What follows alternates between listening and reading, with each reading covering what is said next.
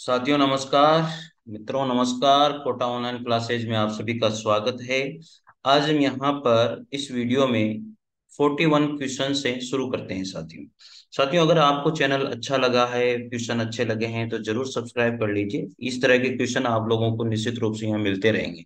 मैंने एक प्रश्न पूछा था पिछले वीडियो में कि ओम जय जगदीश हरे की आरती की रचना किसने करी थी, तो सबने आंसर भी दिया था श्रद्धा राम फिलोरी के द्वारा इसकी रचना की गई थी। साथियों ओम जय जगदीश हरे आरती की रचना श्रद्धा राम फिलोरी ने करी थी। इनके द्वारा रचित उपन्यास था भाग्यवती। 1877 की बात है। इनके द्वारा जो उपन्यास था श्रद्धा राम फिलोरी का भाग्यवती 1877 में। और भी हैं आत्मचिकित्सा, तत्व दीपक, धर्म संवाद, उपदेश संग्रह आदि इनके काव्य ग्रंथ रहे हैं। साथियों याद रखिएगा, ओम जय जगदीश हरे की आरती की रचना किसने करी? श्रद्धा राम फिलोरी के द्वारा करी थी। इनके द्वारा रचित उपन्यास था भाग्यवती 1877।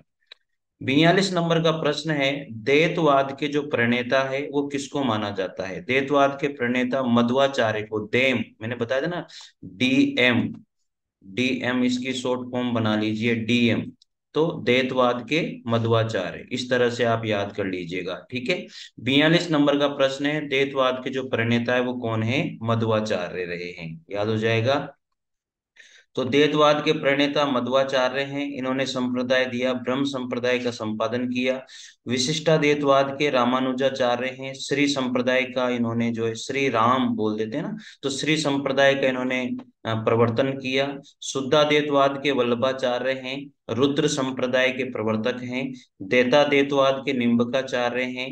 और ये सनकादि संप्रदाय के प्रवर्तक माने जाते हैं।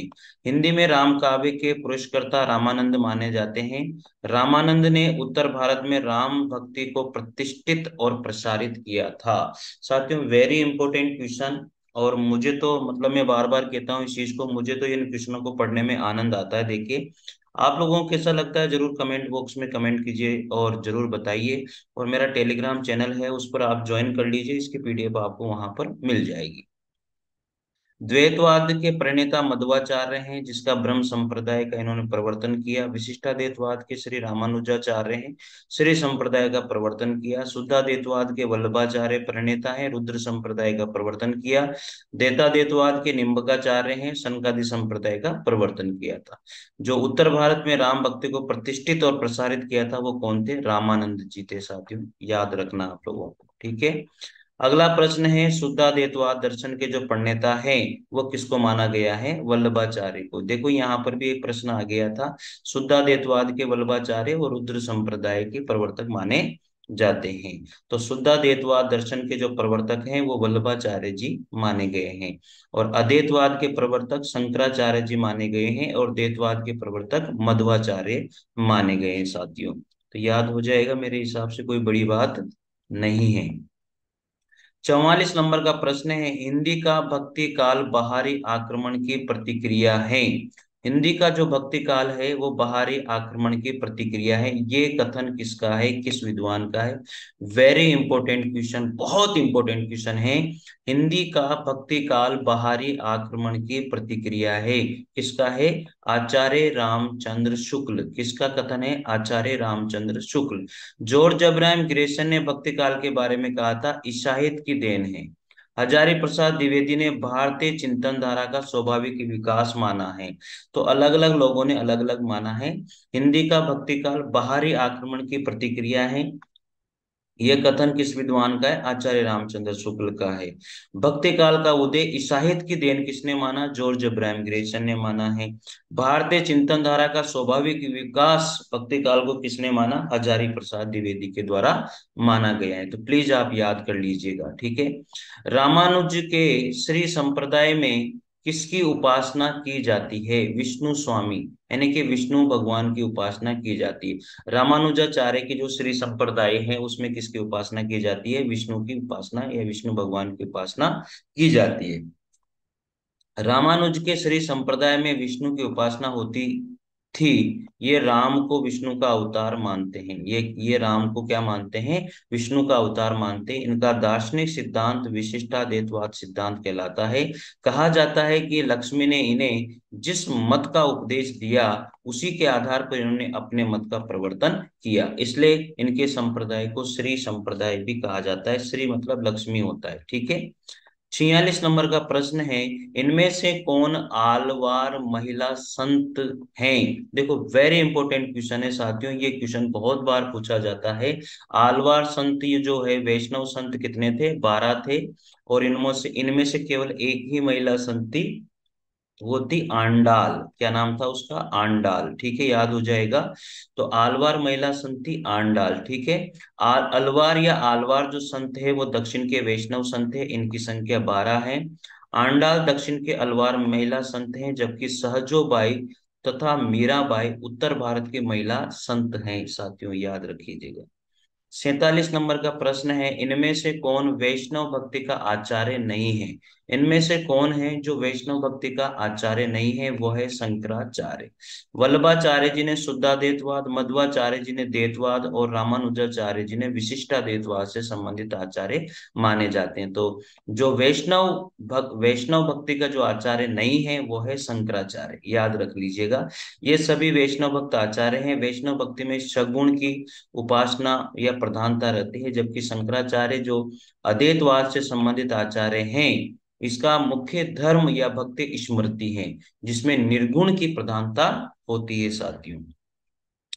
48 नंबर का प्रश्न है, भक्ति काल की जो समय सीमा है वो क्या है? ये प्रश्न बहुत सिंपल है लेकिन कभी कभी गलत हो जाता है, तो याद रख लीजिएगा इसको। भक्ति काल की समय सीमा विक्रम संवत 1375 से संवत 1700 तक रही है। विक्रम संवत 1375 से 1700 तक रही है। तो सी ऑप्शन इसका, डी डी ऑप्शन राइट हो जाएगा, क्योंकि इसमें से कोई भी नहीं है। तो ये डी ऑप्शन इसका राइट है, क्योंकि इस ऑप्शन में है ही नहीं। 1375 से संवत से 1700 तक जो है इसकी रही है। और ईस्वी में बात करें तो 1318 ईस्वी से 1643 ईस्वी तक भक्ति काल की समय सीमा रही है। तो वेरी इंपॉर्टेंट क्वेश्चन, आप ध्यान रख लीजिएगा, ठीक है। निम्नलिखित में से कौन ब्रह्म संप्रदाय के प्रवर्तक माने जाते हैं? तो निम्नलिखित में से ब्रह्म संप्रदाय के प्रवर्तक मध्वाचार्य को माना जाता है। किसको माना जाता है? मध्वाचार्य को। यहाँ याद रखिए, ये टेबल आपके लिए बहुत इंपॉर्टेंट टेबल है साथियों। इस टेबल को आप अच्छे से अपने रजिस्टर में नोट डाउन कर लीजिए। Very very important table. ब्रह्म संप्रदाय के प्रवर्तक मध्वाचार्य हैं, जिनका जन्म 1199 ईस्वी में बेलीग्राम में हुआ, मृत्यु भी यहीं हुई। और इन्होंने दर्शन दिया था द्वैतवाद। द्वैतवाद दर्शन के प्रवर्तक मध्वाचार्य, ब्रह्म संप्रदाय के प्रवर्तक मध्वाचार्य, श्री संप्रदाय के प्रवर्तक रामानुजाचार्य, विशिष्टाद्वैतवाद दर्शन के प्रवर्तक भी रामानुजाचार्य, रुद्र संप्रदाय के विष्णु स्वामी, शुद्धाद्वैतवाद के दर्शन के प्रवर्तक भी विष्णु स्वामी, सनकादि संप्रदाय के प्रवर्तक निम्बकाचार्य, द्वैताद्वैतवाद दर्शन के प्रवर्तक निम्बकाचार्य, रुद्र संप्रदाय के प्रवर्तक वल्लभाचार्य और शुद्धाद्वैतवाद दर्शन के प्रवर्तक वल्लभाचार्य, ठीक है। राधा वल्लभ संप्रदाय के हित हरिवंश प्रवर्तक हैं, और जो है इन्होंने कोई दर्शन नहीं दिया था, ठीक है साथियों, ये आप याद कर लीजिए। बहुत बढ़िया प्रश्न है, अच्छे प्रश्न है।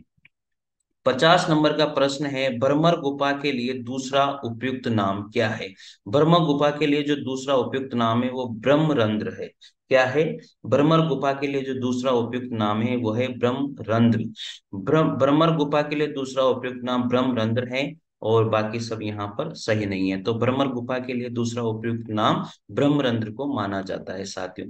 एक प्रश्न है, निम्नलिखित में से कौन श्री कृष्ण भक्ति का संप्रदाय नहीं है साथियों? 51 नंबर का प्रश्न है, निम्नलिखित में से कौन है जो श्री कृष्ण भक्ति का संप्रदाय नहीं है? आप कमेंट करके कमेंट बॉक्स में इसका आंसर बताइए कि कौन इनमें से नहीं है साथियों। और ये जरूर लिखिए कि ये ऑप्शन में जरूर लिखिए कि ये नहीं, ठीक है ना। तो मेरे हिसाब से आपको प्रश्न बहुत इंपॉर्टेंट प्रश्न है, जीवन को संवारने वाले प्रश्न है साथियों। आप नोट्स बनाइए और इतने बढ़िया प्रश्न है, बार बार रिवाइज कीजिए इन प्रश्नों को, जीवन संवर जाएगा साथियों। हर कंपटीशन में जहां पर भी हिंदी साहित्य का इतिहास आता है वहां पर ये प्रश्नों का समावेश होता है। प्रश्न रिपीट होते हैं, जबरदस्त प्रश्न है साथियों। और निश्चित रूप से चैनल को सब्सक्राइब कीजिए, लाइक कीजिए और शेयर कीजिए। मिलते हैं साथियों अगले वीडियो में, तब तक के लिए जय हिंद जय भारत, थैंक यू।